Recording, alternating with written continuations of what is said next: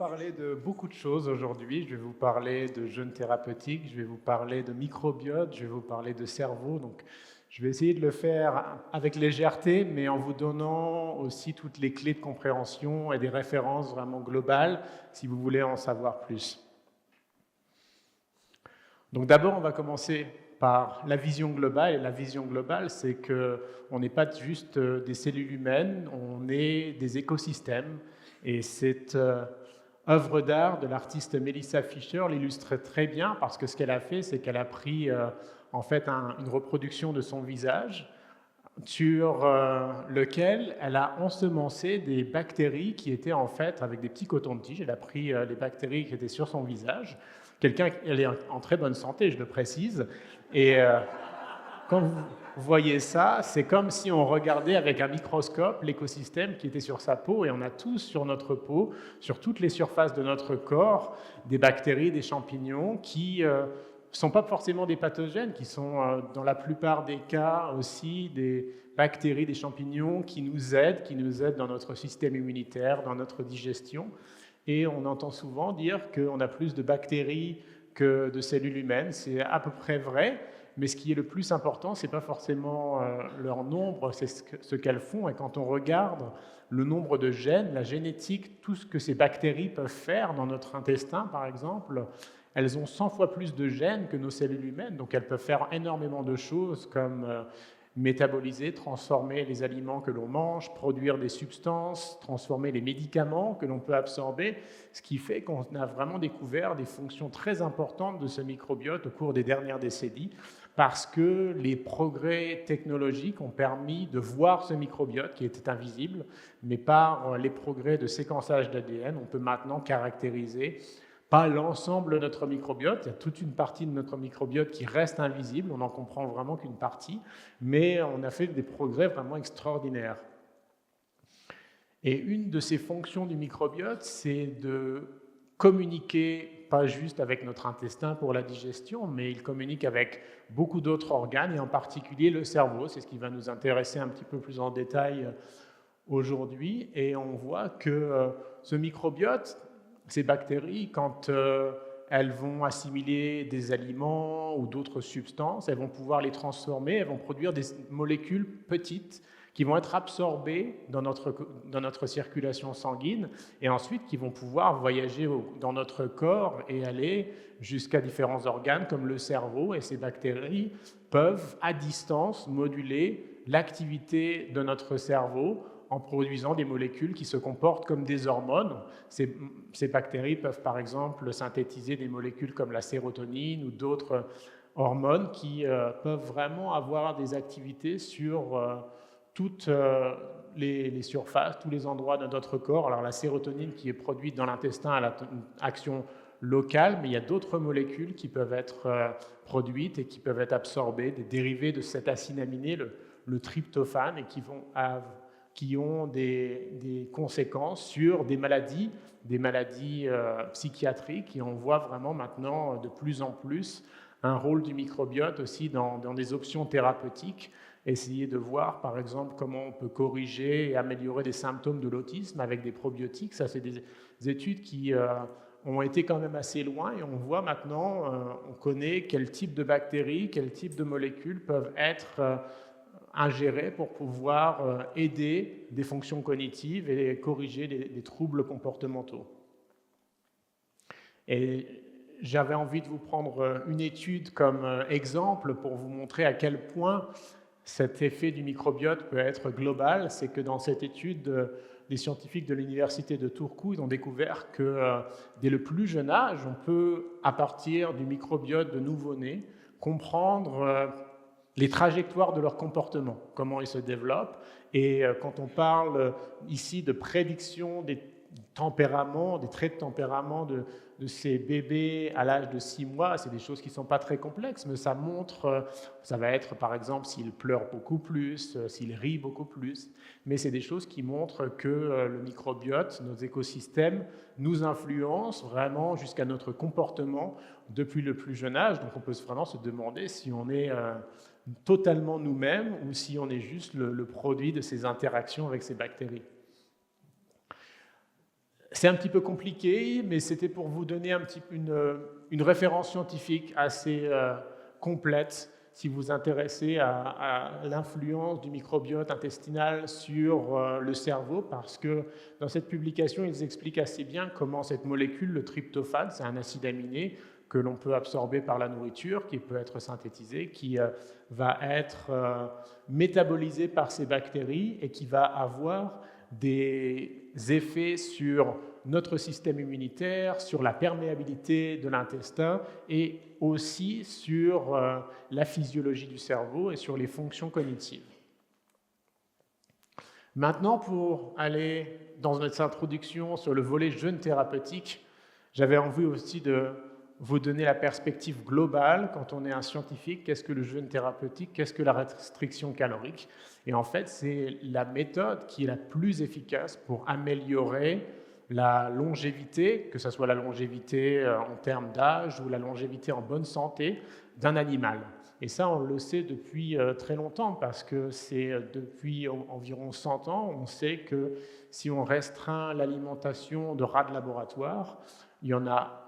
Les animaux qui sont restreints dans leurs alimentations vont vivre beaucoup plus longtemps. C'est ce que vous voyez sur cette image. Et ici, vous pouvez vraiment deviner lequel a été restreint. Et quand on restreint un rat de laboratoire, en fait, il fait du jeûne intermittent, parce qu'il va manger toute son alimentation pendant 1 heure ou 2, et après, le reste du temps, il va jeûner.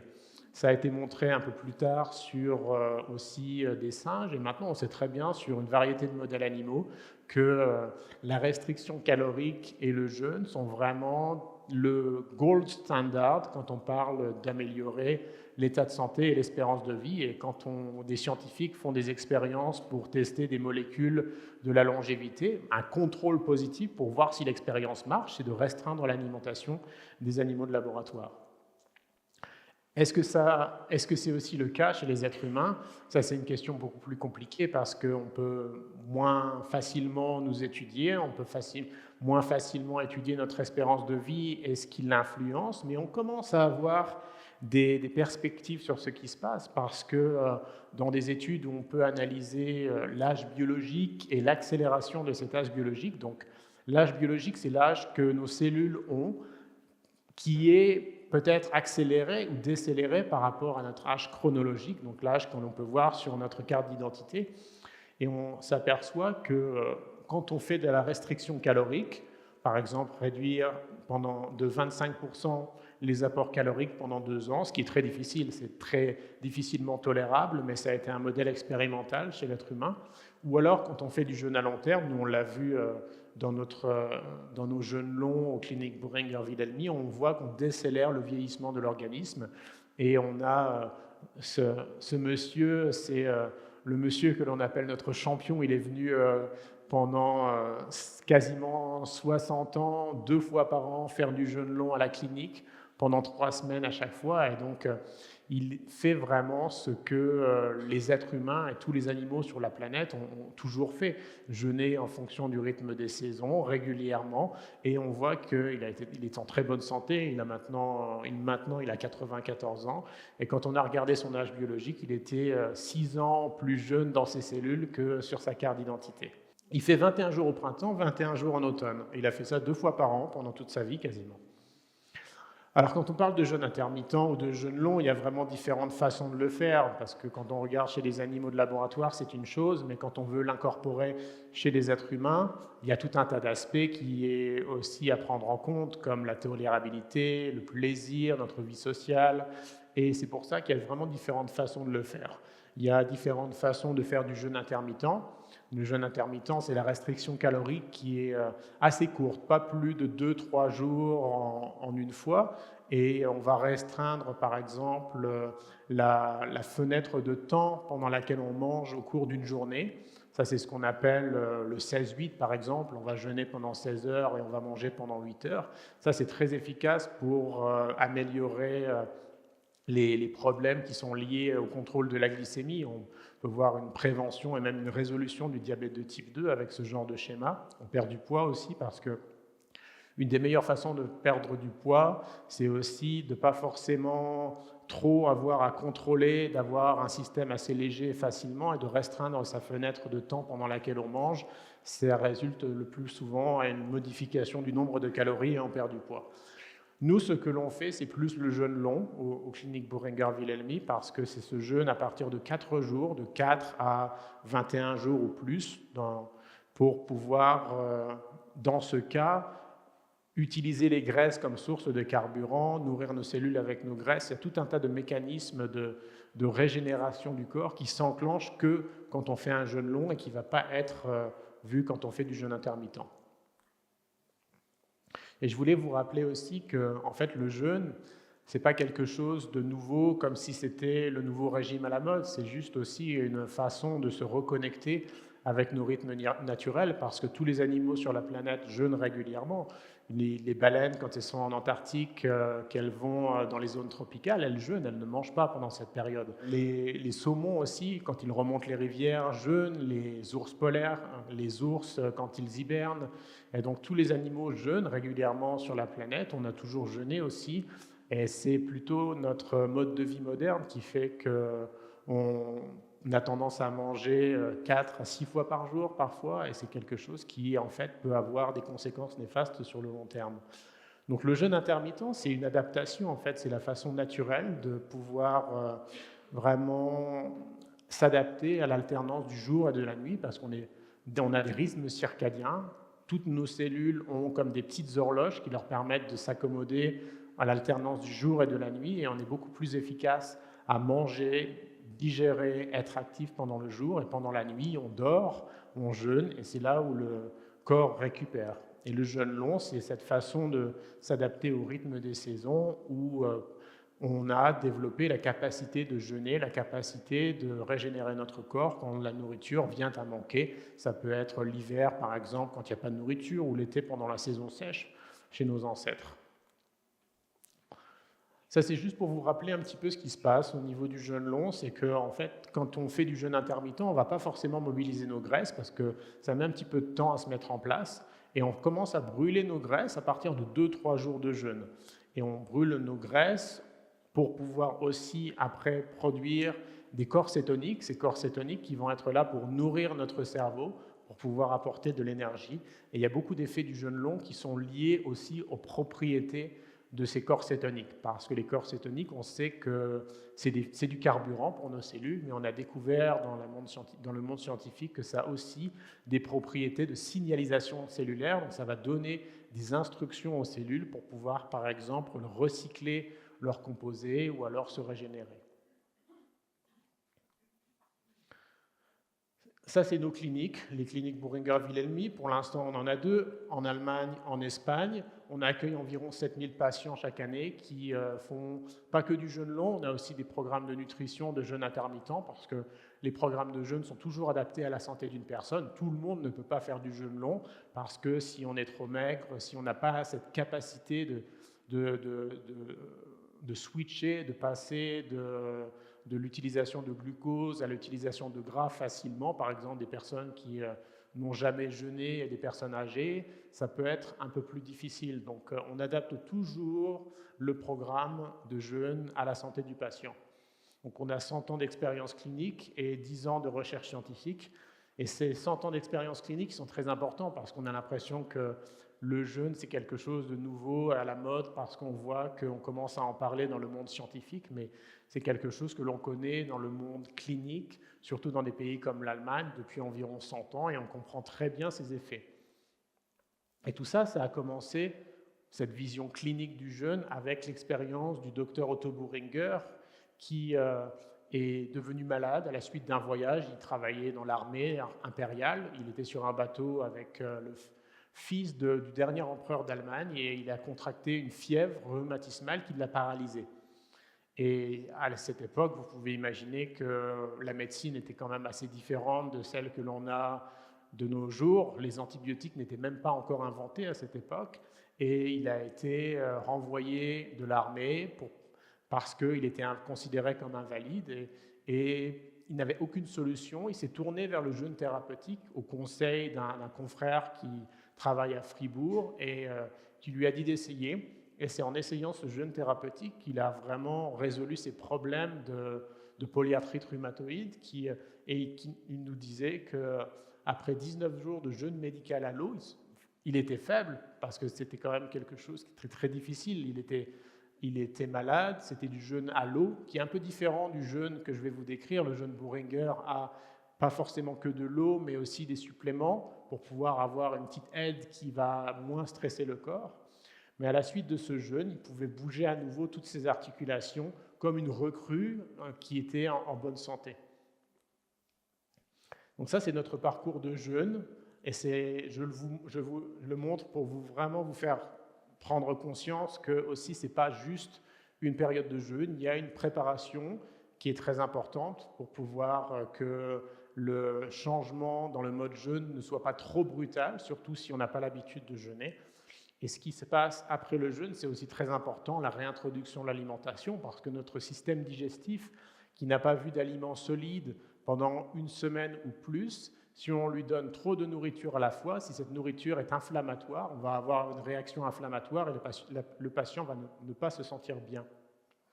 Et on peut aussi perdre les effets bénéfiques du jeûne si on veut vraiment cette réintroduction de l'alimentation trop rapidement. Donc cette partie de réalimentation est très importante, donc nos patients ne partent pas en jeûnant, ils ont 4 jours de réadaptation où on leur donne une alimentation à base de plantes anti-inflammatoires, d'abord à faible calorie, et puis on augmente les calories petit à petit pour pouvoir avoir une transition douce vers la routine en fait. Le jeûne, c'est aussi le plus efficace quand c'est accompagné, donc nous, on pratique la médecine intégrative, donc tous nos médecins sont formés avec la médecine conventionnelle, mais aussi ont d'autres pratiques complémentaires, et on voit que le jeûne est aussi très efficace si on le fait dans un cadre thérapeutique d'abord, avec des médecins, des infirmières, ça c'est très important, parce que si on fait jeûner une personne pendant une semaine ou deux et que cette personne a des médicaments, les dosages des médicaments doivent être adaptés, et le protocole de jeûne doit être adapté à la santé de la personne. Et tout ça, c'est encore plus efficace si c'est en combinaison avec d'autres activités. L'activité physique est très importante pendant le jeûne parce que c'est ce qui va aussi signaler à nos muscles qu'ils sont importants. Et si on ne perd pas de muscles, on ne perd pas de fonction musculaire pendant le jeûne, alors qu'il y a un mythe vraiment que l'on perd du muscle, ça je pourrais y revenir si vous voulez, c'est aussi parce qu'on a ce protocole d'activité physique qui est très important. Qu'est-ce qui se passe quand on jeûne? J'avais envie aussi de vous donner une idée des symptômes, des petits troubles que l'on peut avoir quand on jeûne, parce qu'en fait, il n'y a pas d'effet indésirable grave.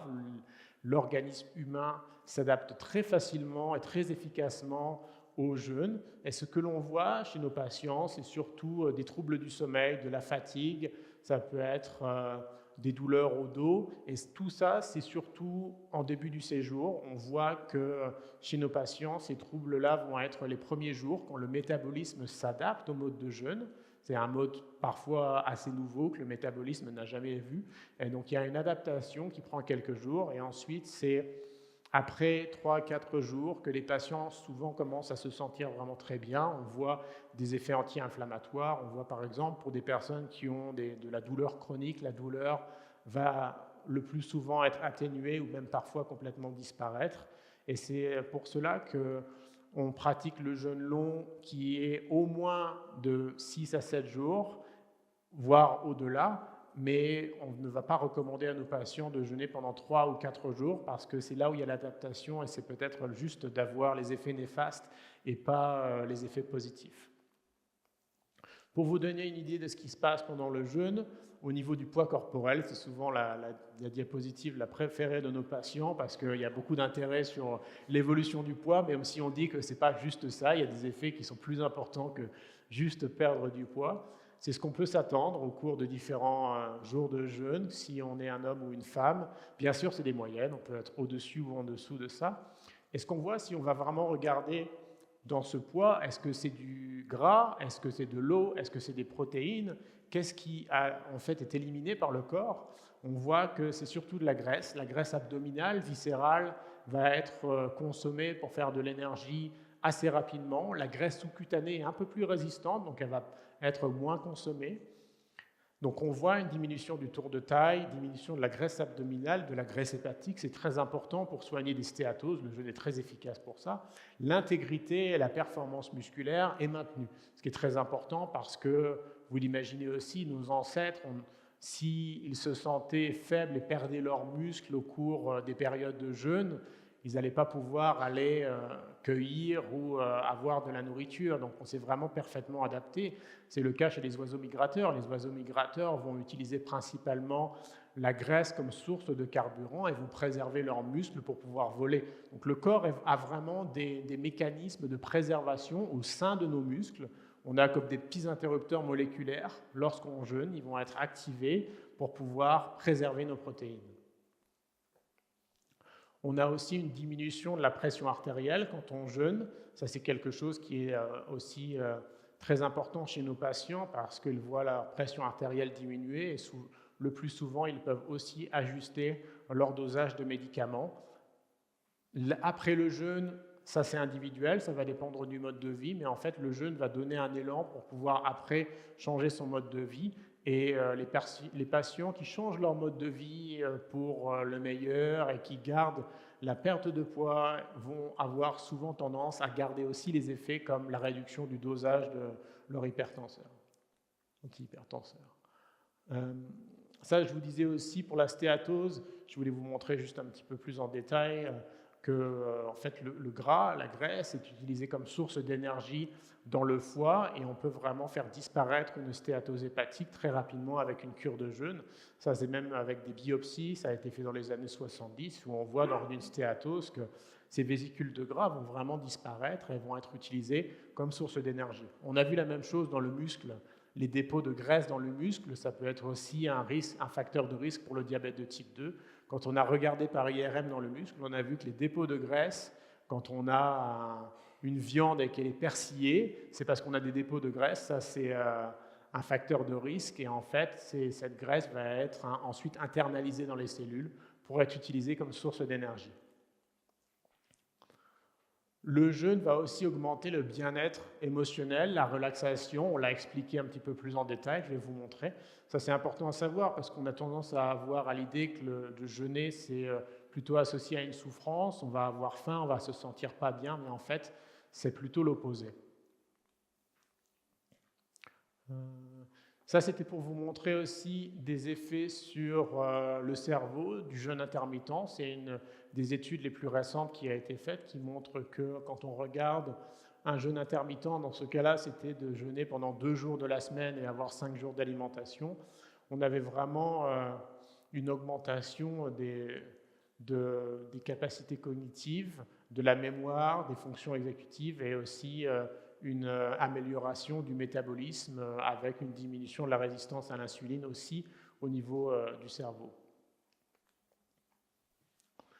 Ça, c'est aussi pour vous donner une référence, si vous voulez en savoir plus. C'est fait par Walter Longo et Mark Mattson, qui sont vraiment les spécialistes mondiaux du jeûne. Mark Mattson, c'est vraiment la personne qui a découvert qu'en faisant du jeûne intermittent chez les souris, ces souris vont avoir une fonction cognitive qui va être augmentée. Il a vu ça dans des modèles, par exemple, de maladies neurodégénératives, des souris qui vont être mises dans une bassine où il y a une plateforme au milieu. Les souris qui vont être nourries en permanence vont avoir du mal à trouver la plateforme, alors que les souris qui jeûnent vont rapidement aller vers la plateforme.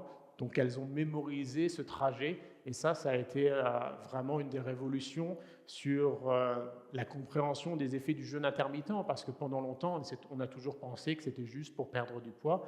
Et avec ces travaux de Mark Mattson, on a vu vraiment que le jeûne avait vraiment énormément d'autres effets aussi au niveau du cerveau. Ici, c'est une diap c'est la même revue pour expliquer les signaux cellulaires. Donc, ce qui est important vraiment, c'est ces signaux de l'insuline. On a l'insuline qui diminue pendant le jeûne. Ça va désactiver cet interrupteur cellulaire mTOR qui va faire que notre corps régénère. Et ce BDNF, c'est aussi un facteur de croissance des pour la neurogénèse, et si le jeûne a des effets positifs sur le cerveau, c'est aussi via ce BDNF. Je ne vais pas aller trop dans le détail, mais je vous invite à lire si vous voulez vraiment en savoir plus. Ce qui est important aussi dans la préservation de notre corps quand on vieillit et aussi de nos fonctions cognitives, c'est le stress oxydatif. Et le stress oxydatif, c'est vraiment un des mécanismes majeurs du vieillissement. Alors, qu'est-ce qui se passe pendant le jeûne? Ça, on a regardé chez nos patients et on a vu que, par opposition à ce qu'on pourrait penser, parce que quand on pense au stress oxydatif, aux antioxydants, on se dit que les antioxydants, c'est des choses qui sont dans notre alimentation et si on arrête de manger, on n'a plus d'antioxydants et peut-être qu'on va être sujet au stress oxydatif. En fait, on a observé l'opposé parce que notre corps a évolué pour pouvoir vraiment faire face à cette situation. Et quand on arrête de manger, on va avoir une augmentation d'antioxydants, mais des antioxydants qui sont endogènes, qui sont dans notre corps et qui vont augmenter la capacité antioxydante de notre sang. Et quand on regarde chez nos patients qui jeûnent, le stress oxydatif va aussi diminuer, ce qui est connu comme pouvoir préserver aussi les fonctions cognitives de notre corps. On a regardé aussi ce qui se passait quand on a vraiment regardé le cerveau par IRM. Est-ce que le jeûne va produire une variation de la taille du cerveau? Est-ce que le cerveau réduit quand on jeûne? C'est une question qui est pertinente parce que quand on regarde les autres organes, la surface de l'intestin vraiment réduit beaucoup. Pendant le jeûne, le foie réduit de volume de 1/3. Mais est-ce que le cerveau est préservé? Ça, on s'est posé la question parce qu'il y a aussi des publications scientifiques qui montrent que dans des cas extrêmes d'anorexie, on va avoir, par exemple, dans ce cas, des problèmes au niveau de l'atrophie du cerveau.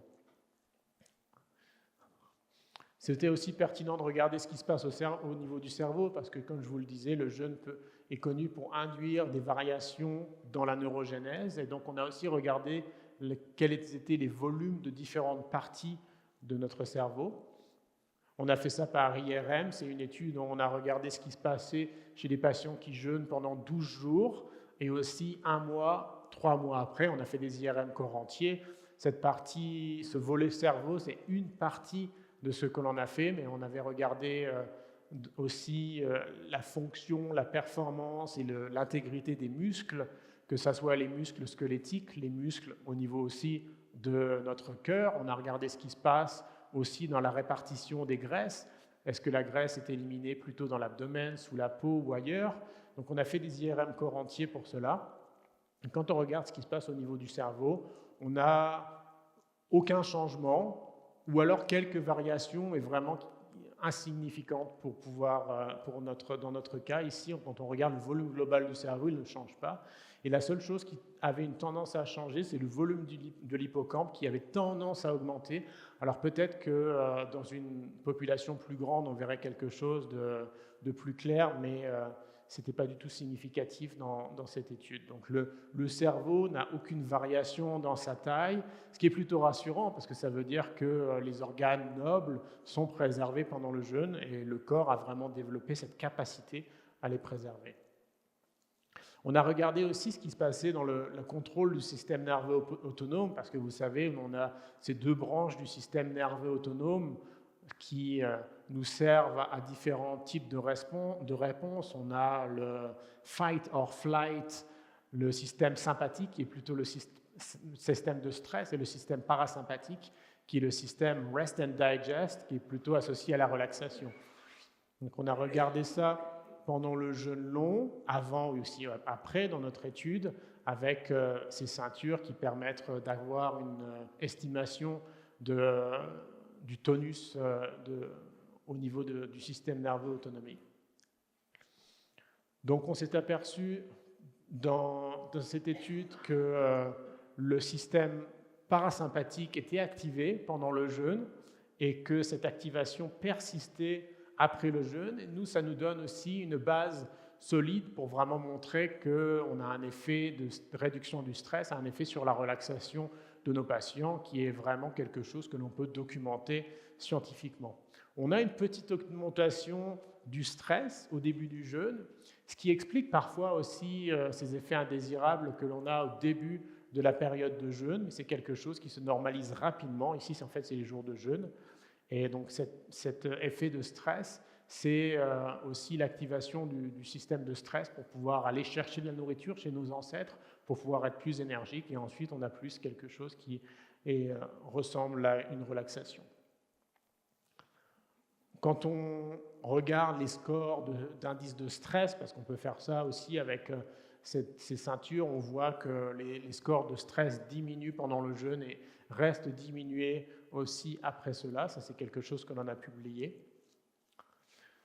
Maintenant, je vais revenir sur le microbiote. Alors, je passe d'un sujet à l'autre, mais c'est pour aussi vous donner une vision globale des choses. Et qu'est-ce qui fait que le microbiote va changer le plus dans notre vie? C'est l'alimentation. Parce que la plupart de nos bactéries, elles vont manger ce que l'on mange dans notre intestin. On les appelle souvent commensales. Ça veut dire qu'en fait, on est assis à la même table qu'elles. Et ça veut dire qu'elles mangent la même chose et que si on va manger une alimentation riche en plantes ou alors une alimentation riche en viande, les bactéries qui aiment les fibres, quand on a une alimentation riche en plantes, vont avoir tendance à être plus abondantes que si on mange par exemple de la viande.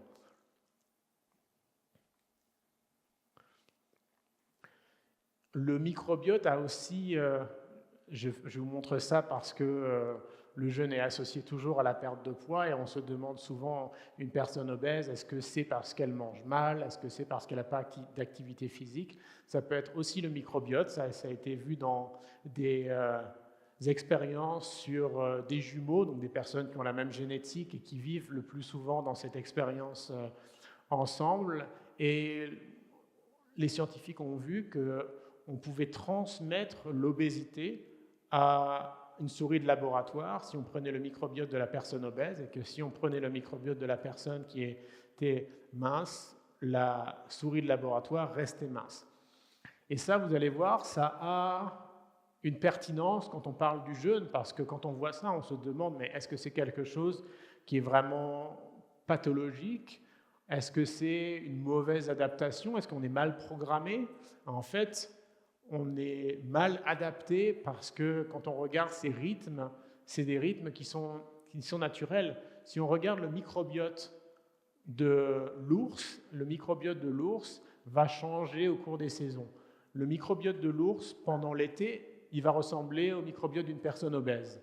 Et c'est parce que l'ours va devoir manger beaucoup, accumuler de la graisse pour pouvoir avoir un hiver sans problème, avoir assez d'énergie pour passer l'hiver. Et donc quand on regarde ce microbiote, il va être vraiment très semblable à celui d'une personne obèse.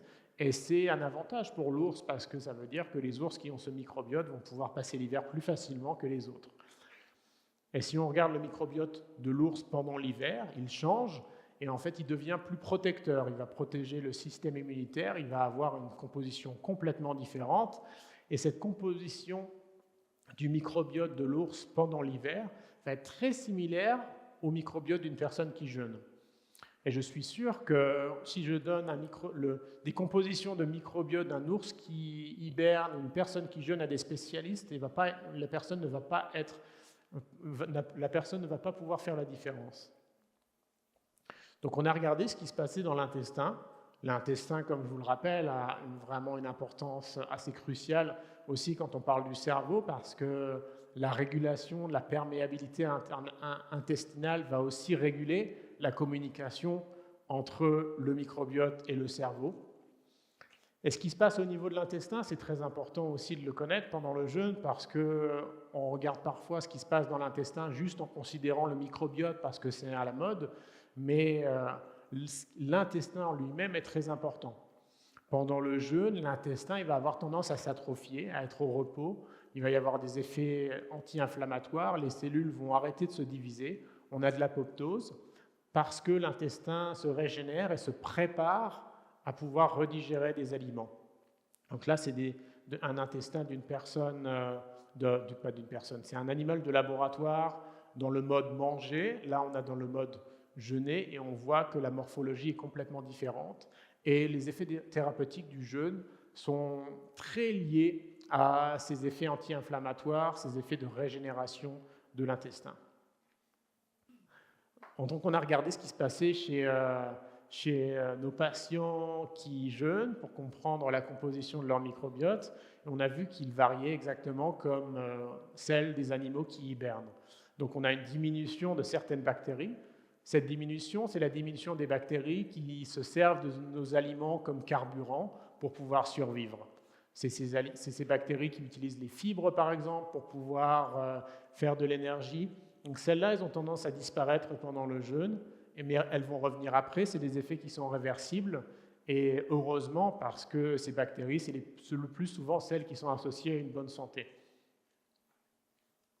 Il y a d'autres bactéries qui utilisent les composés de notre corps comme source d'énergie, comme par exemple le mucus ou alors des composés, des cellules qui sont desquamées dans notre intestin. Et ces bactéries-là, elles vont avoir tendance à persister pendant le jeûne, elles vont avoir tendance à même grandir en abondance, elles vont devenir dominantes.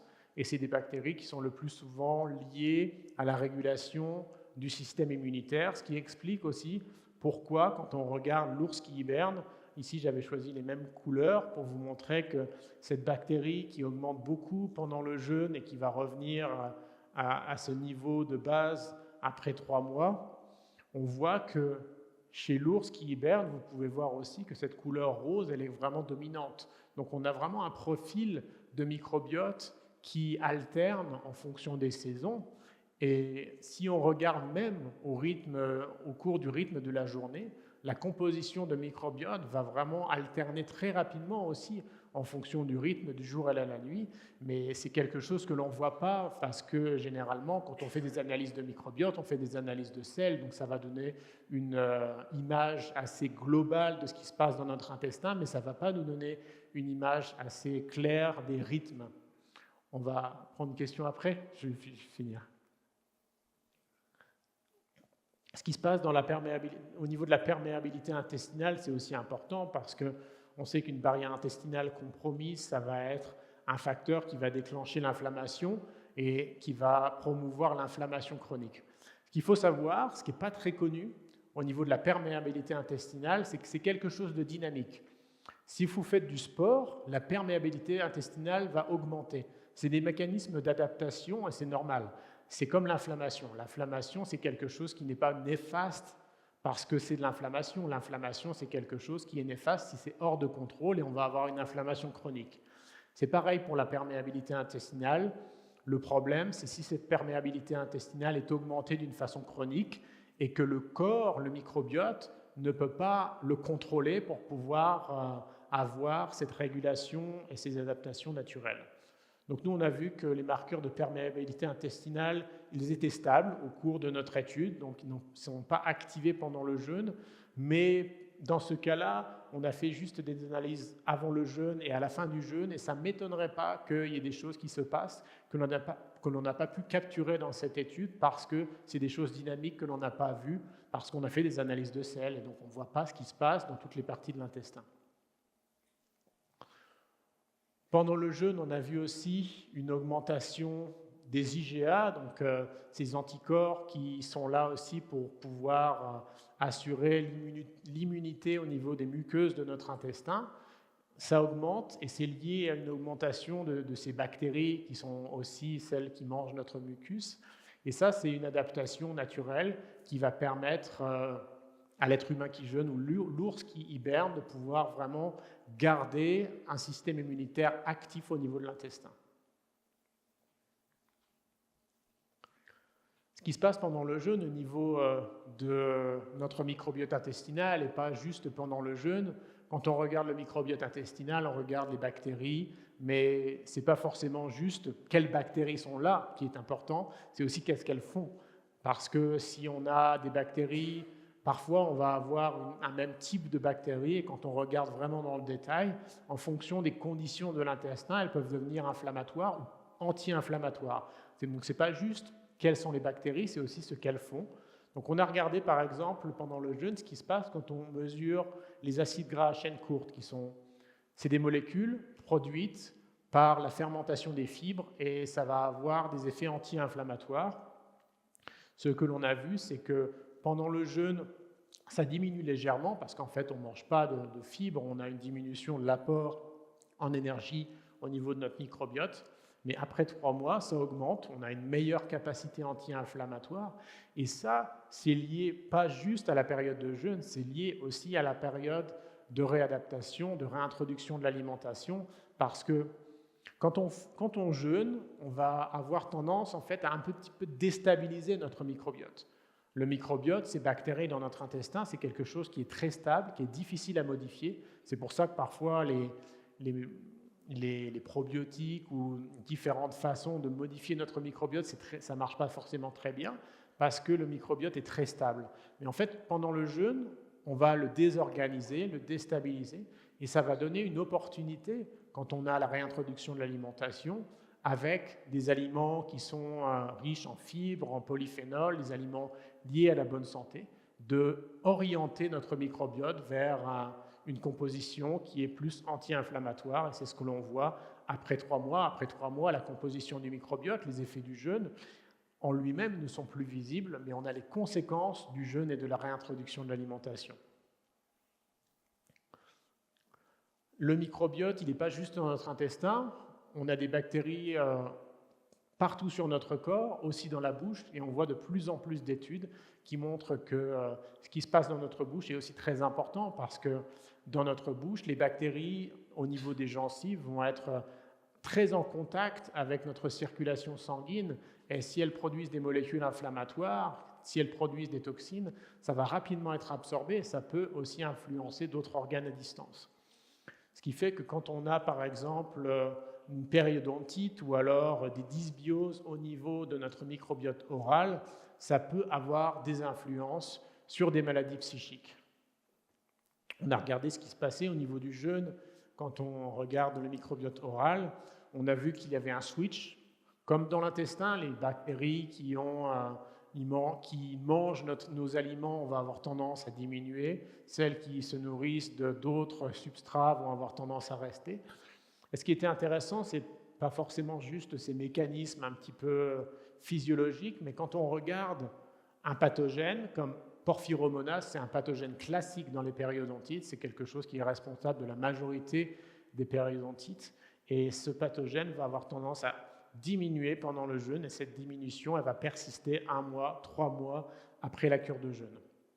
On a aussi, dans ce cas-là, des effets anti-inflammatoires. Quand on regarde le fluide gingival, on va avoir aussi une diminution des cytokines qui sont pro-inflammatoires. Et donc on voit que dans cette étude, le jeûne peut aussi être un outil pour pouvoir normaliser le microbiote oral, qui, dans beaucoup de cas, peut être un facteur de risque. C'est pas, dans ce cas-là, il y a toujours la question de la poule ou de l'œuf. Est-ce que c'est causal ou alors une corrélation? Le plus souvent, c'est plutôt comme jeter de l'huile sur le feu parce que c'est inflammatoire et c'est plutôt corrélatif, mais on va avoir vraiment des effets bénéfiques si on normalise le microbiote oral pendant le jeûne. Donc, qu'est-ce qui se passe au niveau jeûne et santé cérébrale? Si on essaie de mettre un petit peu toutes les pièces du puzzle ensemble, parce que je vous ai montré différents aspects qui peuvent être parfois causal, corrélatif sur la santé cérébrale. Et ce que l'on voit, c'est qu'on a une diminution du stress oxydatif et de l'inflammation.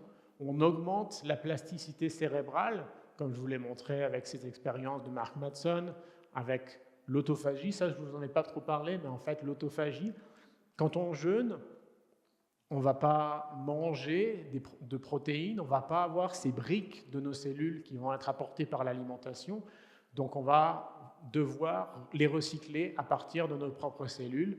Et c'est pour ça qu'on a ce mécanisme d'autophagie pour lequel un prix Nobel a été décerné, qui est activé pendant le jeûne et qui va permettre au corps de pouvoir continuer à avoir des briques pour pouvoir faire de nouvelles cellules. Et ça a aussi des effets qui sont très bénéfiques au niveau de la santé du cerveau. On augmente la neurogénèse et la connectivité de nos neurones. Ça, c'est des choses qui ont été plutôt montrées sur des modèles animaux avec les expériences de Mark Mattson. On ne peut pas vraiment avoir trop de données sur les êtres humains. On va avoir aussi une amélioration de l'attention, la concentration. Ça, c'est des études sur les animaux. La réduction du stress perçu, ça, c'est des choses qu'on peut avoir aussi. On a aussi des données chez l'être humain. Je vous ai montré aussi que le jeûne peut être aussi une méthode pour pouvoir rebalancer le système nerveux autonome. On peut aussi normaliser son microbiote, le microbiote oral, et on a aussi des données qui montrent que le jeûne peut être un outil pour pouvoir contrer le vieillissement cérébral.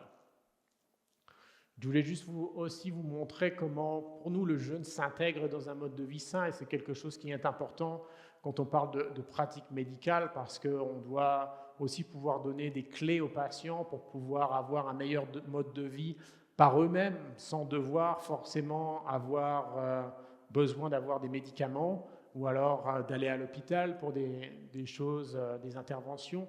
Et donc, quand on regarde ce que les personnes peuvent faire pour elles-mêmes, par elles-mêmes, donc elles peuvent jeûner, elles peuvent avoir une alimentation saine, et les piliers d'un mode de vie en bonne santé, pour nous, ça inclut aussi le sommeil, d'avoir des rythmes circadiens qui sont en connexion avec les rythmes naturels. Ça, c'est des choses qui sont très importantes parce qu'on voit que le déficit chronique de sommeil dans nos sociétés, c'est quelque chose qui peut aussi mettre de l'huile sur le feu de ces maladies chroniques qui nous affectent tous.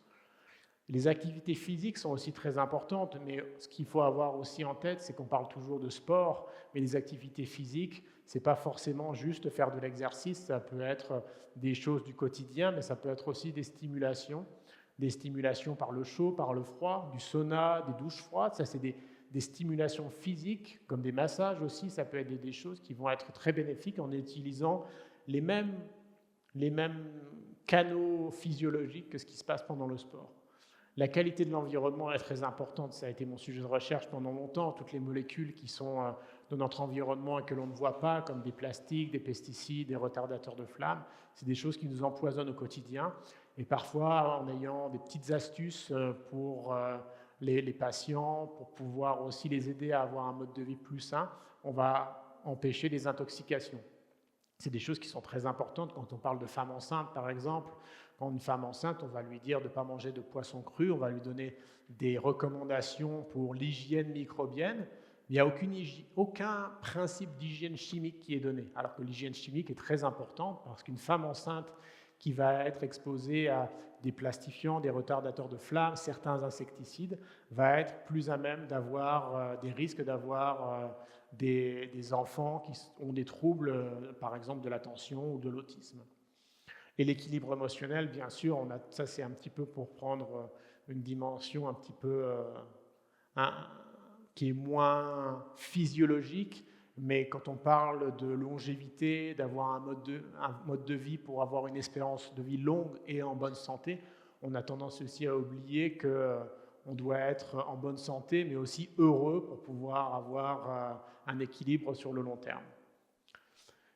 Et c'est aussi pour ça que sur ce long terme, que j'ai aussi envie de vous communiquer cette notion que les gouvernements essayent d'avoir des pratiques médicales qui sont de plus en plus durables, parce qu'on voit qu'on a souvent dans les maladies chroniques des cascades de médicaments avec des cocktails, des effets secondaires, des coûts pour les systèmes de sécurité sociaux. C'est pas facile à gérer pour l'économie d'un pays. Et c'est parce qu'on se base surtout sur cette médecine des médicaments. Les médicaments, c'est vrai que c'est coûteux à développer. Souvent, ça va être des molécules qui vont être là pour cibler les symptômes, mais pas les mécanismes qui provoquent les maladies. Et donc, quand on a accès dans notre boîte à outils à d'autres méthodes, comme le jeûne, et le jeûne, pour ça peut être quelque chose qui peut être intéressant parce que ça va être quelque chose qui va être une approche durable. On n'a pas besoin d'utiliser des énergies fossiles pour jeûner, alors que quand on a des médicaments, il faut les produire à l'autre bout du monde, il faut les développer, il y a aussi ces effets secondaires. Et donc, d'avoir des pratiques comme le jeûne, pas forcément le jeûne, mais toutes ces pratiques non pharmacologiques, c'est quelque chose qu'il faut avoir en tête, je pense, quand on est personnel soignant, pour pouvoir avoir une approche qui est durable, pour avoir vraiment ce principe de One Health, d'avoir une seule santé, que ce soit la santé humaine, animale ou la santé de notre environnement. Ça, c'est notre équipe de recherche. Donc, on a une toute petite équipe qui travaille avec nous au sein des cliniques Boehringer, mais on travaille avec de nombreuses universités parce qu'on est dans ce laboratoire du jeûne où on fait nos études à partir de notre expérience clinique. On collecte des échantillons et c'est surtout nos collaborateurs qui vont nous aider aussi à écrire les études scientifiques, faire des analyses pour pouvoir comprendre ce qui se passe en utilisant des technologies de pointe. Si vous avez des questions, n'hésitez pas à me contacter. On essaye aussi de communiquer beaucoup sur les réseaux sociaux. Si vous voulez en savoir plus, on a le site internet de la clinique, on a des canaux sur YouTube, sur Instagram. On essaie de communiquer au maximum pour que le jeûne ne soit pas juste une pratique qui est réservée à un public qui vient dans nos cliniques, mais quelque chose que l'on transmet pour pouvoir avoir ce mode de vie durable et pouvoir donner cet outil dans la boîte à outils des médecins et du personnel soignant. Merci.